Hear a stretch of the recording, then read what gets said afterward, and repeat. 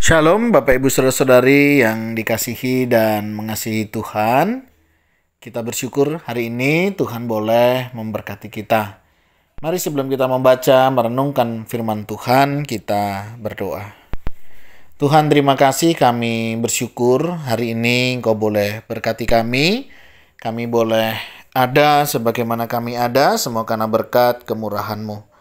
Sebentar kami akan membaca merenungkan firman-Mu, berfirmanlah, dan biarlah kami mengerti apa yang menjadi kehendak-Mu di dalam hidup kami. Kami berdoa di dalam nama Tuhan Yesus Kristus. Haleluya. Amin.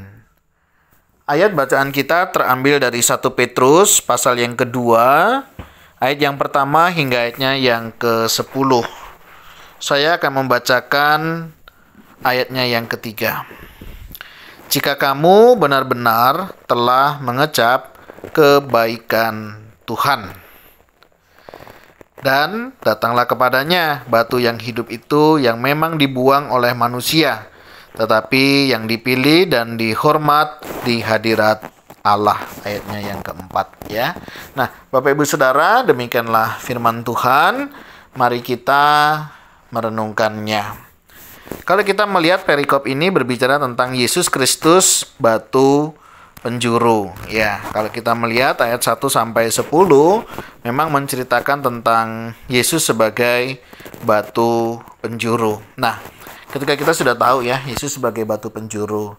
Nah, sikap kita bagaimana nih yang sudah mengecap akan kebaikan Tuhan itu? Ya, ayat pertama dikatakan buanglah segala kejahatan. Kenapa kita mesti membuang segala kejahatan? Karena kita sudah mengecap kebaikan Tuhan. Dan Tuhan sudah menjadi batu penjuru kita ya. Jadi kita perlu nih apa aja ya yang perlu dibuang ya. Buang kejahatan. Yang kedua, segala tipu muslihat. Selanjutnya, segala macam kemunafikan, kedengkian, dan juga fitnah. Nah, Bapak Ibu Saudara, hal-hal ini penting ya. Ini berbicara tentang karakter ya. Kadang hal-hal seperti ini tidak bisa kita pungkiri ada di dalam diri kita ya. Kejahatan, tipu muslihat, kemunafikan, kedengkian, bahkan fitnah ya. Ini sangat mungkin ada di dalam diri kita sebagai manusia. Nah, sebagai anak-anak Tuhan yang sudah mengecap kebaikan Tuhan, semestinya tidak lagi memelihara hal-hal yang demikian ya. Itu harus kita buang ya. Kita nggak boleh itu hidup dalam kejahatan ya. Ya, kita sudah ditebus oleh Tuhan, kita sudah dimenangkan oleh Tuhan ya. Juga tentang tipu muslihat ya, nggak boleh kita tipu-tipu lagi ya, mengakal-ngakalin orang ya, mengambil haknya orang, membunuh karakternya orang ya. Itu sudah tidak diperkenan di hadapan Tuhan. Kenapa? Kita anak-anak Tuhan. Dan juga segala macam kemunafikan ya, nggak perlulah munafik ya. Tampil apa adanya ya. Menjadi diri sendiri itu lebih baik. Artinya kita tidak seperti orang-orang yang di depan beda, di belakang berbeda. Nah, jadi kita perlu menyatakan identitas kita yang sebenarnya sebagai anak Tuhan. Kalau memang kita anak Tuhan, ya nyatakanlah kebenaran itu sebagaimana mestinya. Ya, antara perkataan, perbuatan semestinya seimbang ya. Jangan beda perkataan, beda perbuatan. Terus misalnya hilangkan apa ini? Buanglah kedengkian ya. Jangan sampai kita dengki ya. Dengki itu bahaya loh ya. Senang lihat orang lain susah, susah melihat orang lain senang. Nah, kedengkian itu berbahaya karena dampaknya nggak baik. Nggak bisa ikut bahagia dengan orang yang bahagia ya. Dan sedih kalau lihat orang lain bahagia. Tapi bahagia ketika melihat orang lain sedih. Bayangkan kalau anak-anak Tuhan seperti itu ya karakter hidupnya. Terus fitnah. Nah, fitnah itu kan ngeri ya, lebih kejam daripada pembunuhan. Jadi kita perlu mewaspadai hal-hal yang demikian. Jadi jangan sampai itu masih ada. Nah, tetapi bagaimana nih ketika kita sudah benar-benar telah mengecap kebaikan Tuhan?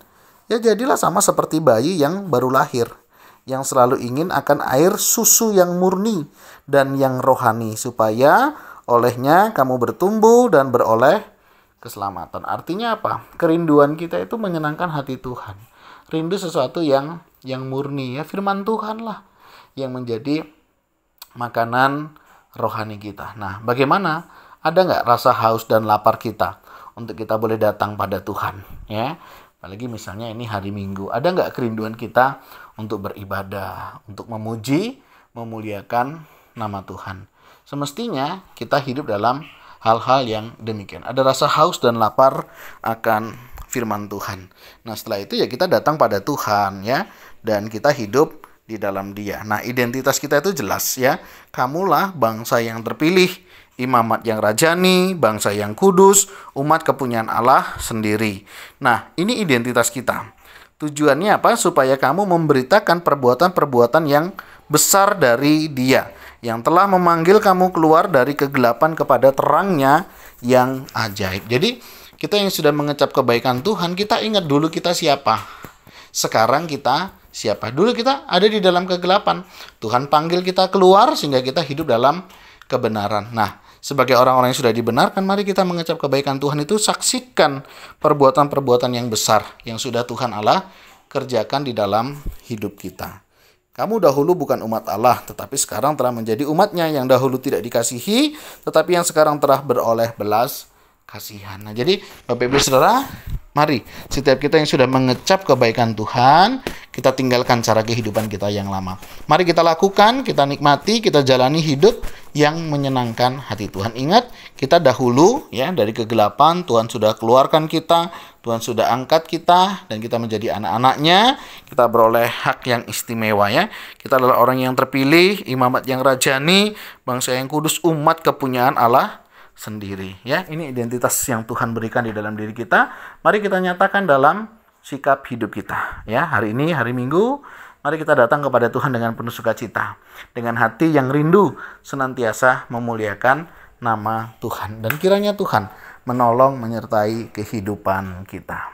Tuhan, terima kasih, kami mengucap syukur untuk kasih setiamu di dalam hidup kami. Kami bersyukur untuk penyertaan-Mu. Terima kasih Engkau mengingatkan akan identitas kami, dan biarlah kami hidup seturut dengan kehendak-Mu. Tuhan, ini doa seru kami. Berkati kami semuanya untuk kami boleh hidup senantiasa hidup memuliakan nama-Mu. Di dalam nama Tuhan Yesus Kristus, haleluya.